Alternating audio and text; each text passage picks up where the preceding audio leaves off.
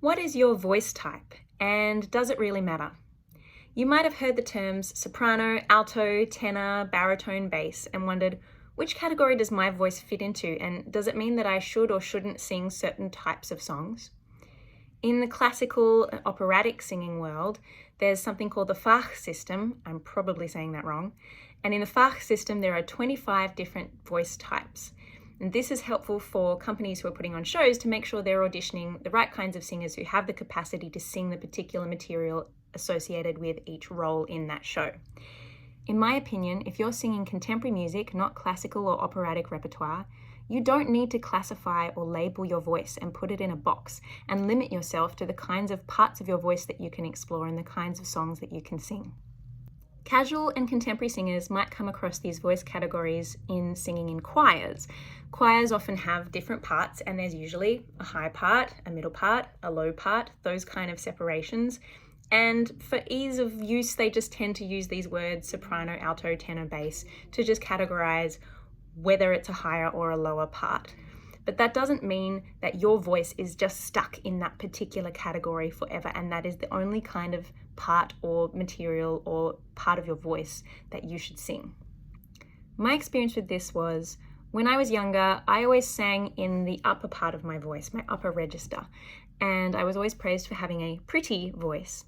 In choirs, I used to pick the soprano part because singing high notes is fun and I had the ability to do that. And the soprano part tends to be easier in the sense that it is more like the melody line rather than the interesting harmonies that the altos tend to get. It wasn't until I was in year 11 that I had a new voice teacher, and she said to me, "You don't really sing with your chest voice." And I was like, "My what now?" Now, I don't really think that the terms chest voice and head voice are super helpful either, so I'm going to get into that in another video. But what she meant was I didn't really use the lower part of my range. In my head, I had a singing voice and a speaking voice, and they were two separate things, and they sounded very different. So she had me start to sing in the lower part of my range, using this kind of sound. At first, I was like, I don't know if I like that. It's kind of ugly. Like, it wasn't pretty like my la la la la la voice was. But after about 5 seconds, I realized how enjoyable it is to sing in the lower part of my voice and get this lower kind of sound happening. The reality is, most people have the ability to sing low and to sing high and have access to a wide range of notes and different parts of their voice that you can explore and play with and sing different kinds of material with. If you find it difficult to sing high notes or to sing low notes, it's probably just that you haven't used that part of your voice very much. You're not used to what it physically feels like to access those different registers or parts of your range, and maybe you haven't had someone teach you any techniques or exercises that help you adjust your mechanisms, because your instrument needs to work differently to sing lower notes than it does to sing higher notes. Now, most people who I've worked with who have a more estrogen dominant system, like myself, have the capacity to sing to the E, D, maybe C below middle C, and to the C, D, E, F, G above middle C. So about a 2-octave range, myself included. I do have the ability to sing higher than that, but those notes start to get really annoying. They're not really useful for singing actual songs. They're fun to play with, but they're really just show-off notes. They're not actually that functional.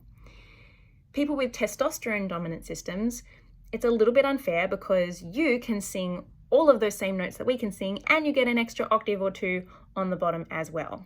Not fair in my opinion, but hey, that's life. So you have the capacity to sing just as high as I do, but it's just a matter of having the technique and knowing how to access those parts of your range and getting used to the sensations. My point here is, if you're wondering what your voice type is, I would say don't worry about it. Why would you label yourself? Why would you limit yourself and put your voice in a box and go, I am only this voice type and therefore I can only sing these types of songs or hit these types of notes? You have an incredibly versatile instrument that's capable of making a really wide array of sounds.